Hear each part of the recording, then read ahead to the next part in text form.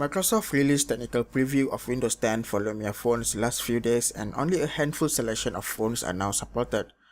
If you are wondering if it is good to be used as your daily driver, stay tuned.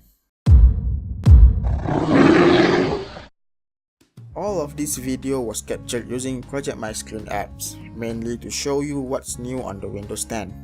For the sake of your information, I'm using my Lumia 830 review unit to do this. The review on the phone itself can be watched by clicking the top right corner. Now let's get back to the Windows 10.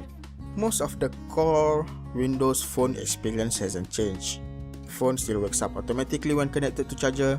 Apps interface mostly hasn't changed. This is expected because it is the developer's responsibility and to maintain the application's compatibility.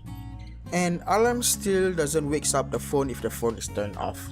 That doesn't mean there's no notable changes in the operating system itself. It does looks like Microsoft trying to change the UI design language a little bit. Background styling is now what it is supposed to look like when they first introduced it. Previous implementation requires you to be very careful in the background selection so that you don't hide the fonts on the tiles. With this new implementation, you don't really have to care. You have a lot more options to play around. This should have been implemented since the beginning. Settings page is now more organized with icons. A lot better when you compare to unsorted mess of Windows Phone 8.1 settings page. That one was so horrible that you probably don't want to be in there at all. There are more granularities on option sliders too. File Explorer apps is a very nice addition. Kudos on this, Microsoft. I like it. Navigating the files in my phone couldn't be any more easier. Only one part of it is missing now. Let me access Samba share folder and we are done. You can change your view style as well, be it list view or thumbnails, and even to sort your files differently. Notification area and Action Center has some changes as well. You expand the Action Center and you will get more options, and you can clear your notification individually. As for the alarms apps, because it is a totally new alarm, you will need to set all of your alarms again. It also has a wall clock which can be pinned to start screen as well. Alarm notification is pretty compared to all grey previously. It is in the notification too. You can dismiss or snooze your alarm from the notification as well. Hold the power button and volume down. The phone will take a screenshot for you and bring you to Windows feedback apps. A very simple step if you discover bugs in the OS. How about performance?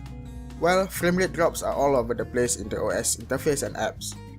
I'm not sure if you can see from the video, but the frame rate isn't impressive either. As for gaming, I don't see much noticeable change. However, Candy Crush Saga seems to slow down. No stutters, but frame time seems to be a lot longer. Now we have come to the very important part, bugs and inconsistencies. Action Center animations is still buggy when collapsing. The row disappears a little bit late, and it's not like it is to the point of affecting usability, but will certainly annoy people. UI scaling is inconsistent, some are too small, some are nicely done, and some options or elements just hang whenever you try to access it. But most of the necessary ones are there just fine. Things like Project My Screen options are not operational while basic phone settings are working.